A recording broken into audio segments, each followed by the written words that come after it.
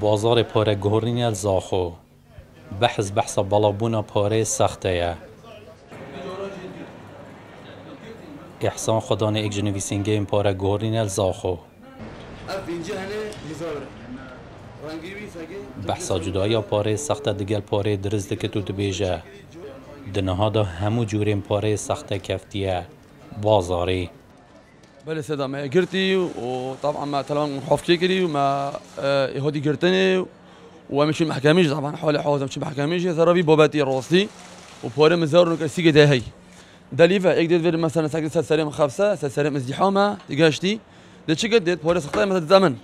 هكا نردم بدت حواله كمن ابعني هي حوالي حوزه دينار مزاوري هي دولار مزاوري هي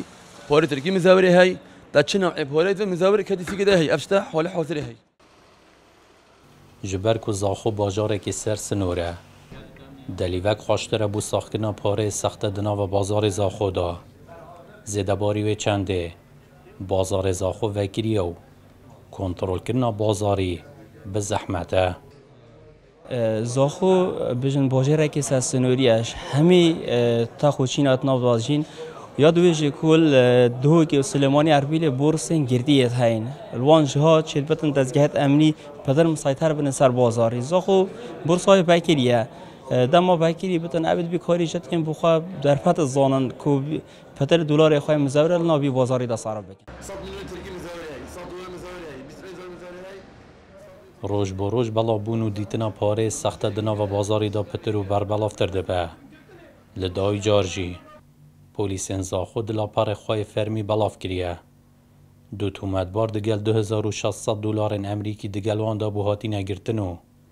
و کلین دگل وان دا بردامه لگوره زانیاریان چندین کس و گروپین دنجی بوی کاری ساخت کرنا پاره سخت راد بند لیتانه ها پولیسین زاخو تنی دست سر کرنا دو کسان راگهان لیه. احمد سعید، کورسات نیوز، زاخو.